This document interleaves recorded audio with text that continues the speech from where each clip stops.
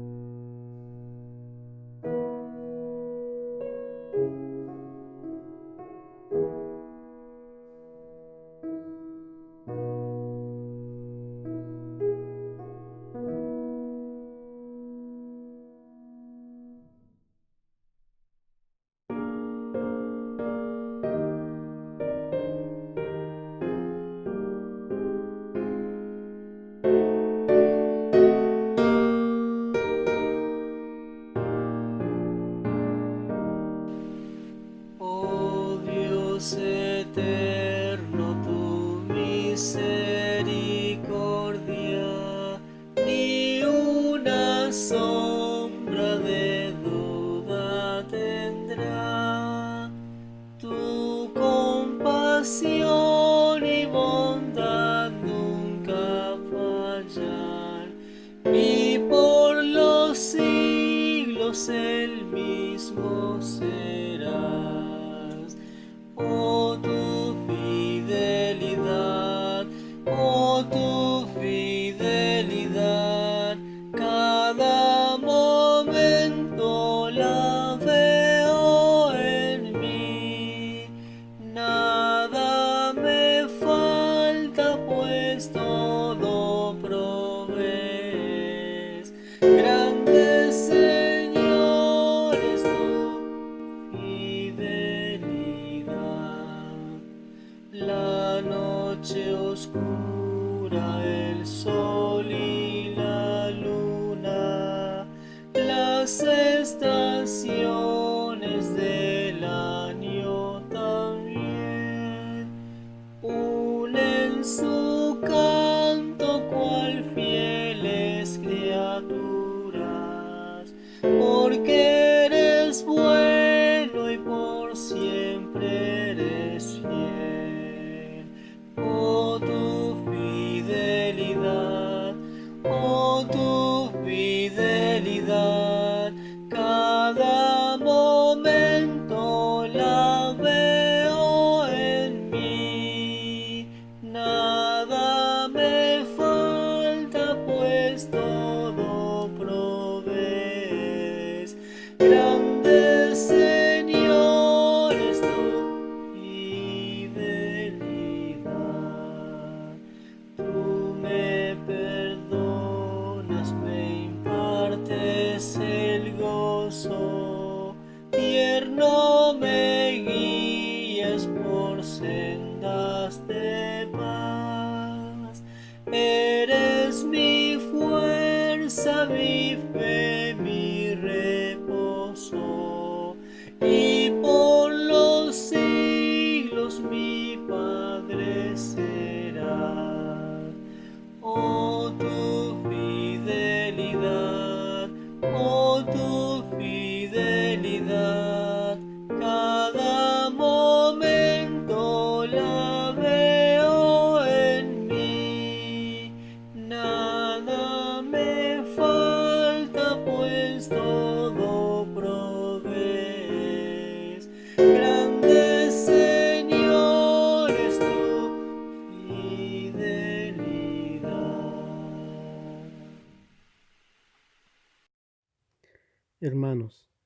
Vamos a orar. Padre, ante la situación que se vive hoy en el mundo por la pandemia, nos vemos en el compromiso de reunirnos en tu nombre por medio de este medio. Tú lo dijiste, donde dos o más se reúnen en tu nombre, allí estás en medio de ellos. Y nos enseñaste que todo lo que pidamos en tu nombre se nos concederá. Y no hay mayor deseo que volvernos a ti por tu palabra. No somos merecedores. Tu gracia nos alcanzó. No merecemos un amor tan grande. Tu muerte nos salvó. Rey de reyes, Señor de señores, Dios nuestro, Padre, Majestad, nos rendimos a ti. Invocamos tu reino aquí. La gloria es tuya por siempre. Tú nos amaste primero. Te amamos y amarte es nuestro placer. Oramos por tu iglesia, que te clama, que te llama, que quiere más de ti.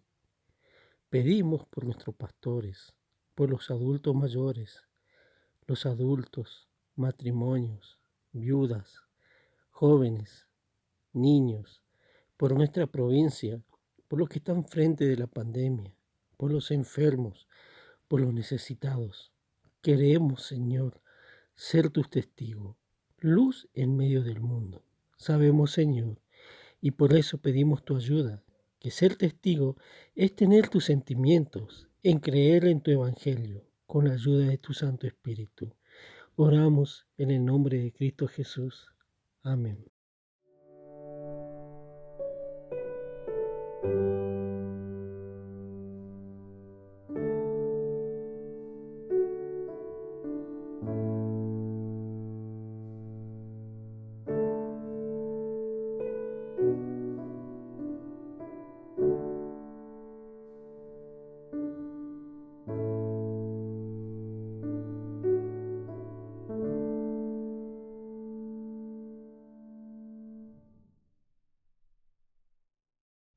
Veamos hoy Primera de Samuel.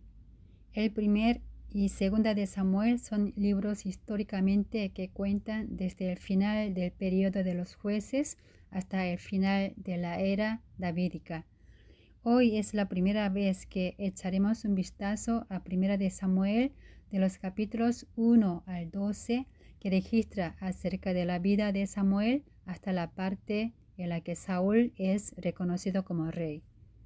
La razón por la que el libro de Samuel debe entenderse en relación con el libro de Jueces es que concluye el periodo de Jueces y abre el periodo de la monarquía que Israel esperaba. Vamos a leer todos juntos 1 de Samuel 12, 20. Así dice la palabra de Dios.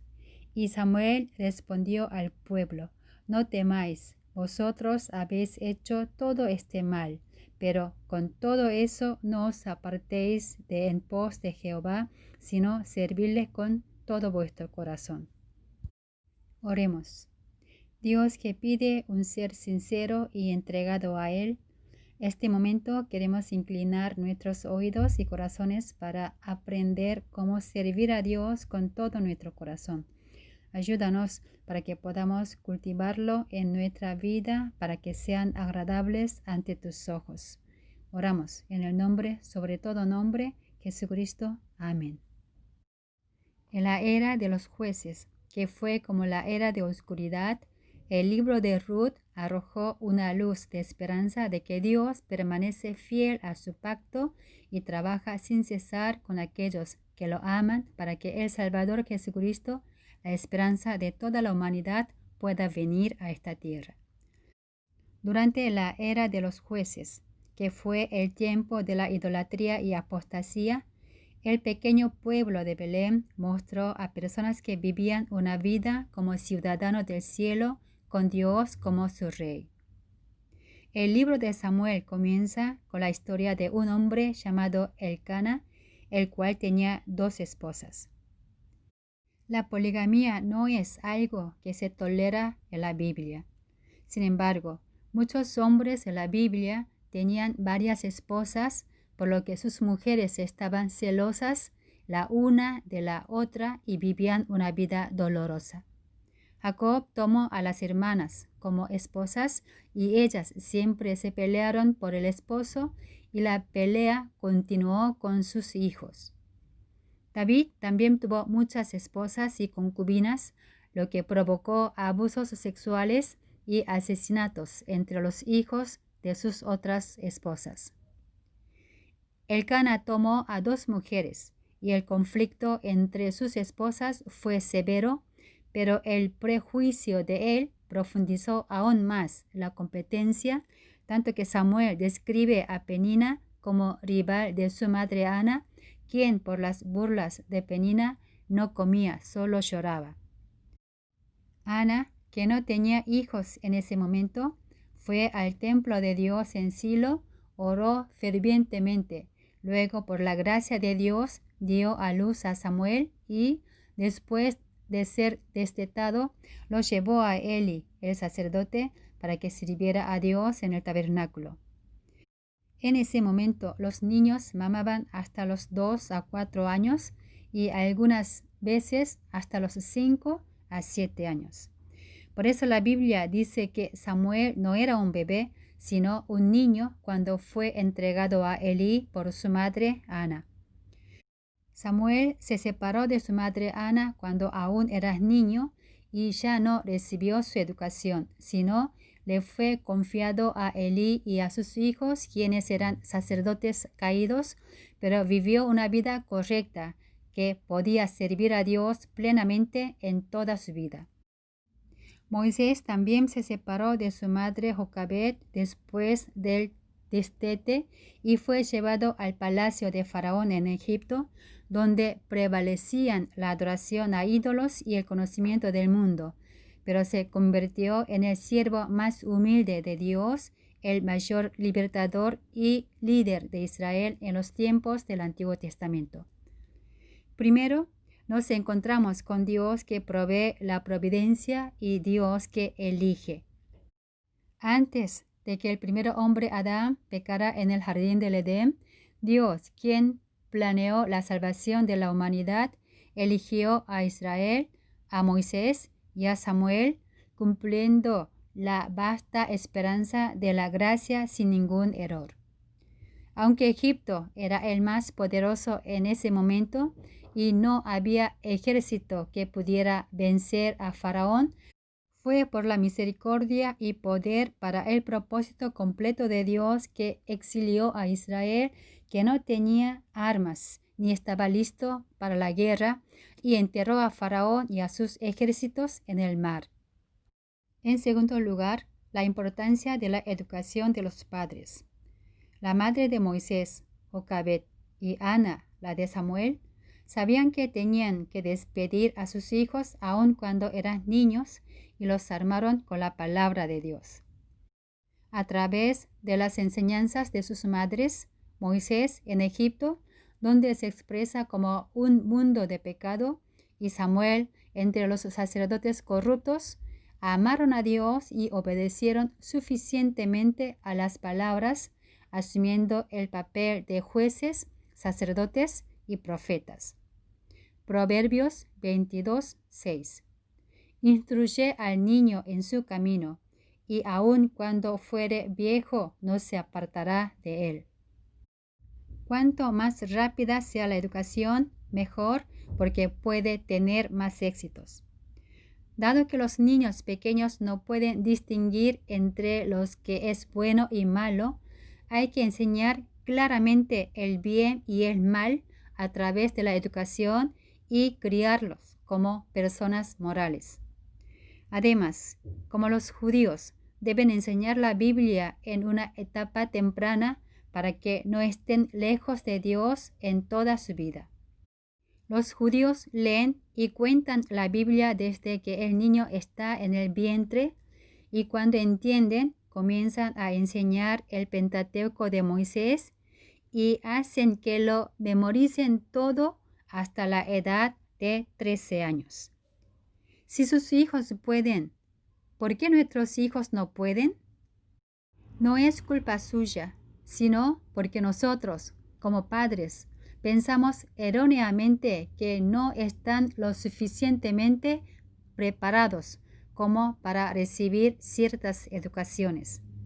Sin embargo, la Biblia enseña que los niños deben ser educados, disciplinados y castigados diligentemente desde su niñez para salvarlos de la muerte. No seamos como la familia de Elí, que había caído según la palabra del juicio de Dios, porque no pudieron apartar del camino del pecado a sus hijos mayores, sino guiémoslo por el camino de la justicia y la rectitud, independientemente de su edad, para que nuestros hijos vivan en vida y sirvan a Dios de por vida. El Pentateuco es la ley de Dios dada a través de Moisés en el monte Sinaí después de que Dios rescató a Israel y antes de conquistar la tierra de Canaán. Algunos llaman a la ley de la maldición, la ley del pecado. Pero según la Biblia, la ley es santa y la obediencia conduce a la justicia. Romanos 7:12. De manera que la ley a la verdad es santa y el mandamiento santo, justo y bueno. El problema es la naturaleza depravada del hombre. No había ni hay ningún ser humano que pudiera guardar esa ley buena y justa. Romanos 7:18. Y yo sé que en mí, esto es, en mi carne, no mora el bien, porque el querer el bien está en mí, pero no el hacerlo. En los días de Samuel ya habían recibido la ley.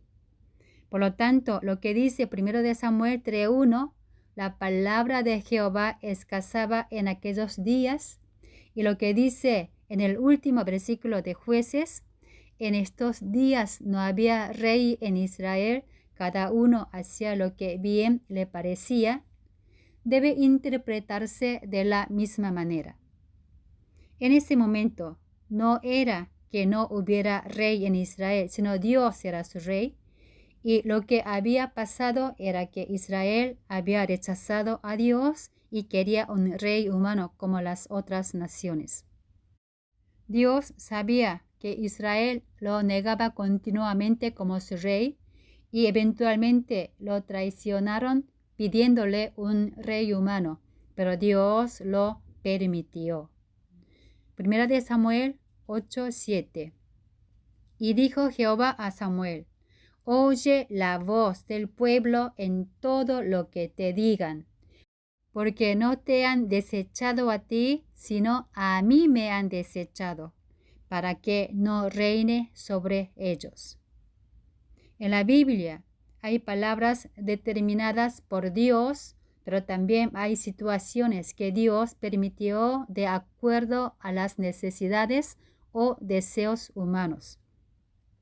Para que podamos tener discernimiento espiritual, debemos hacer una buena distinción entre la voluntad de Dios y la del hombre en la Biblia. Pero lo más importante es nuestro corazón, porque Dios quiere nuestros corazones y ve el interior de las personas. El hecho de que la palabra de Dios fuera carente no significa que no hubieran tenido la palabra del mandamiento o pacto dado por Dios, sino no hubo nadie que la amara y la guardara. Además, si miramos los versículos anteriores, justo Dios envía a un mensajero para entregarle un anuncio a Elí. 1 de Samuel 2, 27, 29 y 31. Y vino un varón de Dios a Elí y le dijo: Así ha dicho Jehová: ¿No me manifesté yo claramente a la casa de tu padre cuando estaban en Egipto en casa de Faraón? ¿Por qué habéis hollado mis sacrificios y mis ofrendas que yo mandé ofrecer en el tabernáculo, y has honrado a tus hijos más que a mí, engordándoos de lo principal de todas las ofrendas de mi pueblo Israel? He aquí vienen días en que cortaré tu brazo y el brazo de la casa de tu padre, de modo que no haya anciano en tu casa. El Pentateuco se llama Torá en hebreo. La Torá significa instrucción, enseñanza, doctrina, que es el texto que contiene la ley y el patrimonio identitario del pueblo judío. Para el judaísmo, la Torá es la ley. Según la tradición judía, involucra la totalidad de la revelación y enseñanza divina otorgada al pueblo de Israel. Dios no es arbitrario ni caprichoso, que habla cuando se siente bien y no habla cuando está enojado. Por el contrario, cuando su pueblo cayó en pecado, y aunque Dios estaba tan enojado, envió a sus mensajeros cada vez más a Israel y les habló constantemente para que pudieran arrepentirse de sus pecados y regresar a Dios. Dios siempre obra correctamente. Dios no reclama, juzga ni castiga por falta de obediencia sin antes haber hablado u ordenado.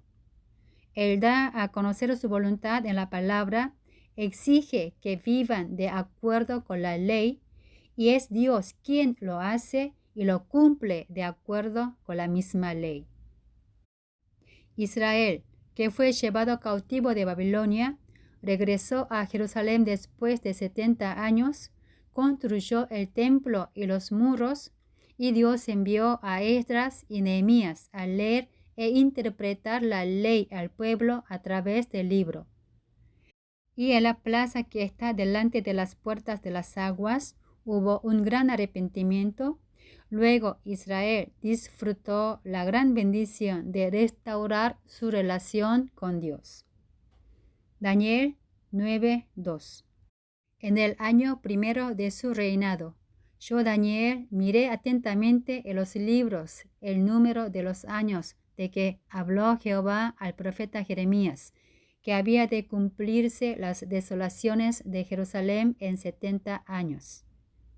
Nehemías 8, 2-3, 8-9 y 18. Y el sacerdote Esdras trajo la ley delante de la congregación, así de hombres como de mujeres, y de todos los que podían entender, el primer día del mes séptimo. Y leyó en el libro delante de la plaza que está delante de la puerta de las aguas, desde el alba hasta el mediodía, en presencia de hombres y mujeres, y de todos los que podían entender, y los oídos de todo el pueblo estaban atentos al libro de la ley. Y leían en el libro de la ley de Dios claramente y ponían el sentido, de modo que entendiesen la lectura. Y Nehemías, el gobernador, y el sacerdote Esdras, escriba, y los levitas, que hacían entender al pueblo, dijeron a todo el pueblo: Día santo es a Jehová nuestro Dios. No os entristezcáis, no lloréis, porque todo el pueblo lloraba oyendo las palabras de la ley. Y leyó Esdras en el libro de la ley de Dios cada día, desde el primer día hasta el último, e hicieron la fiesta solemne por 7 días, y el 8º día fue de solemne asamblea, según el rito. Cada vez cuando Israel caía en pecado, Dios envió a muchos profetas como Isaías, Jeremías, Ezequiel y Daniel para advertir que serían bendecidos si guardaban la palabra de la ley de Dios dada por medio de Moisés y que si no la guardaban serían juzgados. Independientemente de las edades, nunca ha habido un momento en que la palabra de Dios haya sido escasa. Él le dio el mandamiento de vida al primer hombre, Adán, para que viviera en la vida guardando el mandamiento. Le dio la palabra de la promesa a Noé y la palabra del pacto a Abraham para vivir obedeciéndola. El Dios de la Biblia es la palabra, el Dios que habla indistintamente del Antiguo y Nuevo Testamento. Elí no era un buen sacerdote. El pueblo tenía hambre de la palabra porque no le enseñaba la ley y aunque vivían en pecado, no buscaba justicia y cada uno vivía apartado de Dios según su opinión, y Samuel expresó esta situación como la palabra de Jehová escasaba. En la antigüedad, cuando no había papel, el texto se escribía en papiro. Y en el tiempo del Antiguo Testamento, copiar la ley era un trabajo manual, y debido a que el papiro era difícil de obtener, era imposible para las personas comunes poseer el papiro en el que estaba escrita la ley. Por esta razón, los mandamientos de Dios solían ser entregados oralmente, y Dios, que conoce todas estas circunstancias, ordenó la educación a través de la tradición oral. En las manos de todos los que vivimos en esta era se sostiene la Biblia, que contiene las palabras de Dios desde el Génesis hasta el Apocalipsis. Sin embargo, la palabra de Dios escasea en la generación actual, como la era de los jueces y la del sacerdote Elí. Así como los israelitas en los días de jueces y Elí, que rechazaron a Dios como su rey, la gente moderna no ama la palabra, por lo que no se acercan a la palabra y la rechazan. A veces, entre los cristianos se preguntan, ¿cómo puede suceder esta cosa mala y esta cosa terrible si Dios vive? La razón es simple y clara. Aunque Dios creó el mundo con buena intención y dio la palabra de vida, la razón por la que el mundo se vuelve gradualmente hacia el mal es porque rechaza ese amor y se apega a palabras dulces en sus propios oídos. Mateo 24, 11 a 14. Y muchos falsos profetas se levantarán y engañarán a muchos. Y por haberse multiplicado la maldad, el amor de muchos se enfriará. Mas el que persevere hasta el fin, éste será salvo. Y será predicado este evangelio del reino en todo el mundo para testimonio a todas las naciones, y entonces vendrá el fin. La vida que los verdaderos cristianos en esta tierra debe ser una que no busca las riquezas y los beneficios de esta tierra, sino sacrifican sus vidas, se mantienen en el amor de Dios de todo corazón y predican el evangelio de la vida que Cristo provee. La principal razón por la que la palabra de Dios era escasa en aquellos días eran por los sacerdotes corruptos. Los hijos de Elí eran muy malos y no respetaban ni obedecían a Dios. Hacían cosas terribles con las ofrendas que la gente llevaba al santuario siendo sacerdotes. Los filisteos se habían acampado y atacaron a los israelitas hasta derrotarlos. Primera de Samuel 4:3. Cuando volvió el pueblo al campamento, los ancianos de Israel dijeron, ¿por qué nos ha herido hoy Jehová delante de los filisteos? ¡Qué buena y valiente pregunta a Jehová! Pero escuchemos de los ancianos de Israel que hablan continuamente. Traigamos a nosotros de Silo el arca del pacto de Jehová, para que, viniendo entre nosotros, nos salve de la mano de nuestros enemigos. Entonces el pueblo mandó traer de Silo el cofre del pacto para pedir socorro a Dios. Los hijos de Elí, Ofni y Finés, venían acompañándolo. Cuando el cofre del pacto llegó al campamento israelita, todo el pueblo gritó tan fuerte que hasta la tierra tembló. Parecen personas de buena fe en Jehová, pero se equivocaron, porque primero consultaron a Dios, pero no esperaron la respuesta de Dios. Ellos tomaron el papel del pueblo y a su vez el de Dios, y hacían los que les parecían bien, como si Dios no existiera. Esto fue blasfemia para Dios. Segundo, los sacerdotes, tanto el pueblo, no temía a Dios, quien habla y es invisible, sino dieron valor al arca, que es una caja de madera bañada en oro, igual a Dios Todopoderoso, que creó los cielos y la tierra y todas las cosas que hay en ellos. Por lo que el pueblo gritó con gozo, creyendo que la victoria ya era suya con el arca, hasta que la tierra tembló. Una fe muy errónea y emocionante que lleva al fracaso y destrucción.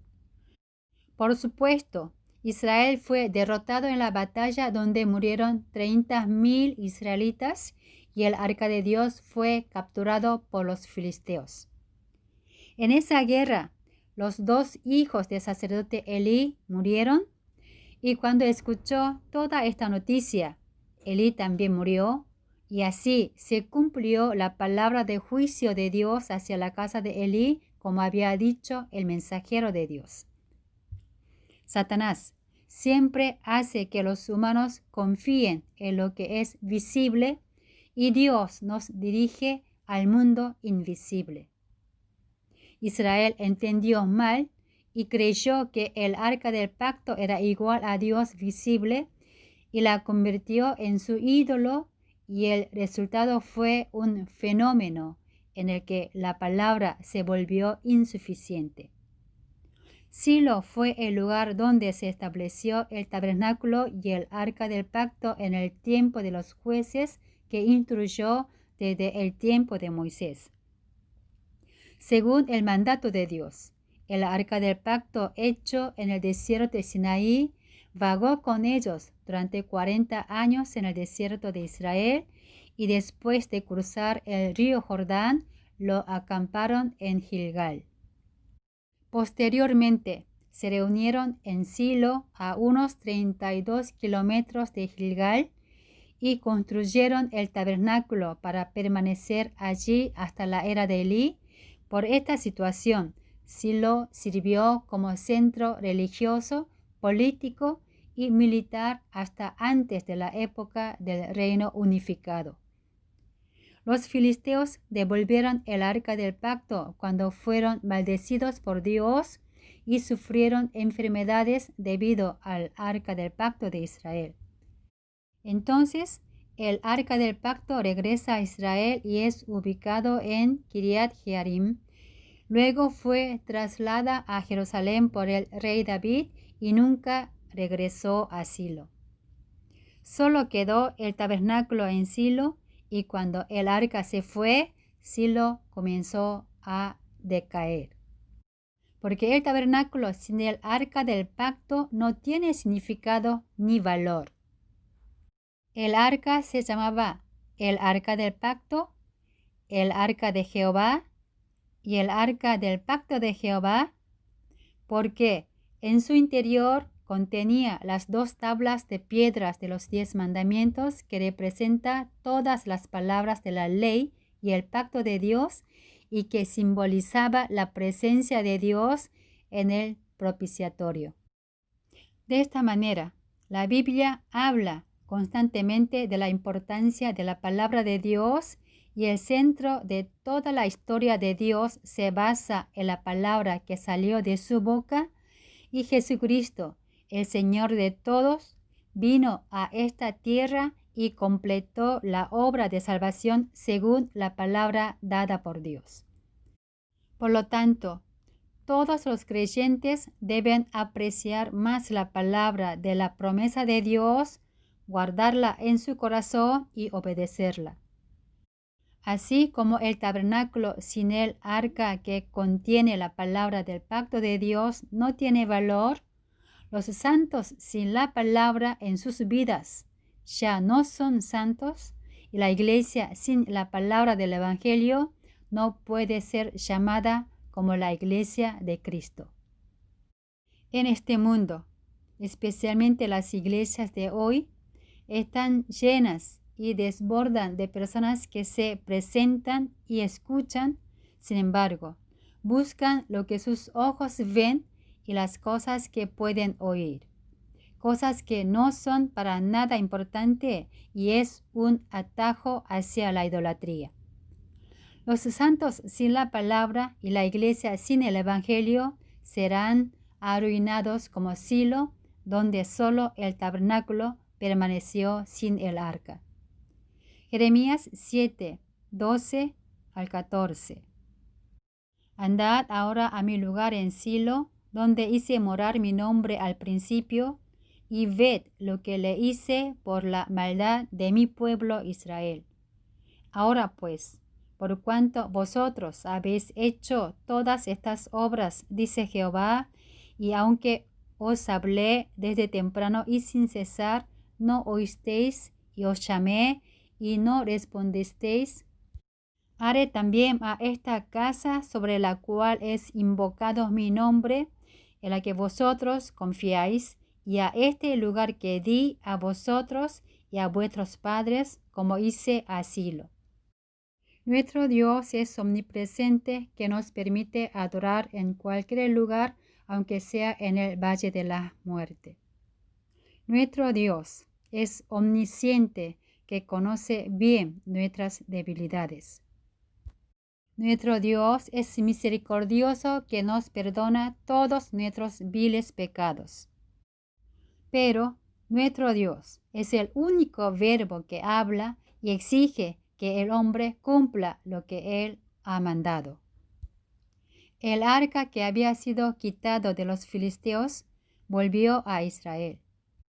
Pero en el camino Dios mató a 50,070 hombres del pueblo de Besemes porque miraron dentro del arca. Murieron más personas que las que murieron en la guerra con los filisteos cuando perdieron el arca del pacto. Cuando David trasladaba el arca de Dios de la casa de Abinadab a Jerusalén, llegaron a un lugar donde tropezaron los bueyes que jalaban la carreta.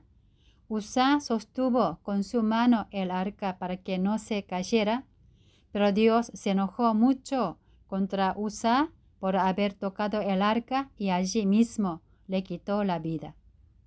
¿Cuál fue la culpa de los hombres Besemes y Uzá?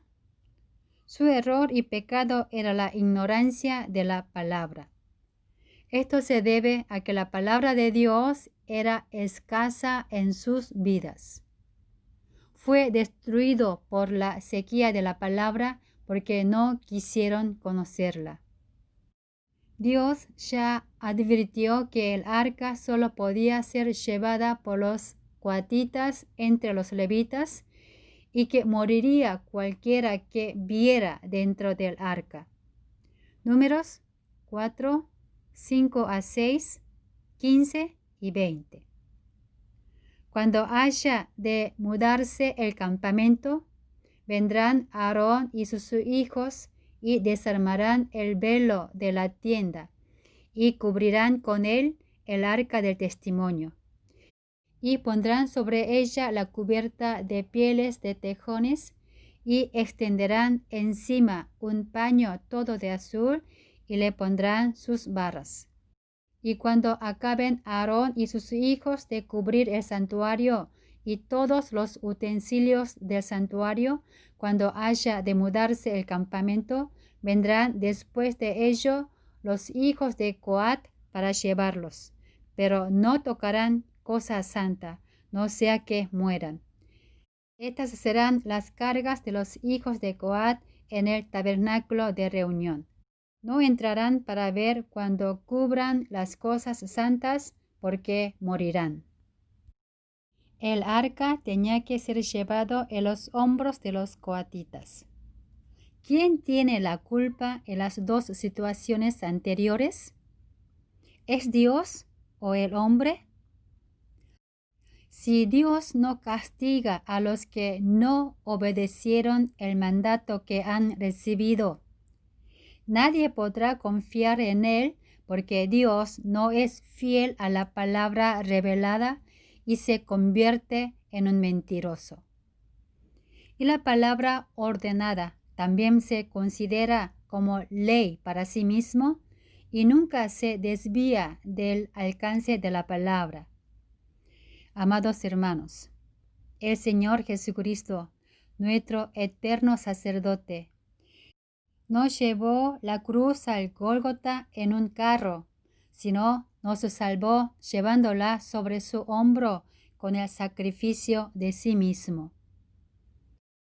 No es por falta de la palabra que seguimos cayendo y nuestra fe se debilita, sino porque no leemos, no estudiamos, no meditamos, no aplicamos ni amamos la palabra de Dios. Dios, quien os salvó desde antes de la creación del mundo, nos ha dado suficientes palabras y ordenanzas para vivir una vida santa en esta tierra. Guardemos esta palabra en nuestro corazón, llevémosla sobre nuestros hombros para difundir hasta el fin del mundo. Sin tal trabajo y amor, no podemos obedecer la palabra de Dios ni ser testigos del Evangelio. Mientras vivimos en esta tierra, no dejemos que nuestro corazón sea cautivado por este mundo, sino miremos solo la cruz del sufrimiento y nuestro Señor Jesucristo, quien murió allí, y vivamos obedeciendo la palabra de vida con acción de gracias, gozo y paz. No vivamos por nuestra voluntad porque es corrupto. Vivamos según la voluntad de Dios porque es incorruptible y sirvámosle con todo nuestro corazón. No sigamos por nuestro camino porque nos lleva bajo la ira de Dios, sino sigamos su camino porque es la vida y sirvámosle con todo nuestro corazón. En el Señor Jesucristo, nuestro sacrificio y trabajo nunca será en vano. Dios, quien es fiel a la palabra de la promesa, nos conducirá al reino del cielo, que es el eterno. Oremos. La Biblia dice, en estos días no había rey en Israel, y en otra parte dice, y la palabra de Jehová escasaba en aquellos días. Pero hemos aprendido que tú eres y serás el único y eterno Rey sobre todo, y tus mandamientos han dado vida a Adán, el primer hombre, y a Israel en el monte Sinaí, para que el hombre nunca falte a tus palabras y ordenanzas, también que pueda acercarse a ti y permanezca bajo tu voluntad. Ayúdanos, por favor, reconocer tales verdades e inclinar nuestras vidas ante ti. Oramos en el nombre de la vida, Jesucristo. Amén.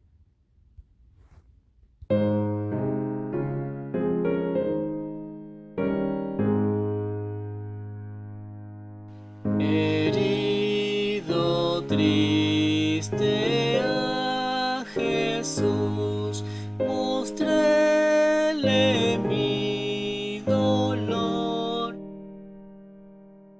Perdido errante vi su luz, bendíjome en su amor. Sobre una cruz, mi buen Jesús, su sangre derramó por este pobre pecador, a quien así salvó. Venció a la muerte con poder y el Padre le exaltó. Confiar en Él es mi placer, morir no temo yo. Aunque Él se fue, conmigo está. consolador. Por él entrada tengo ya al reino del Señor. Vivir en Cristo me da paz, con él habitaré. Ya suyo soy y de hoy en más a nadie temeré. Amén.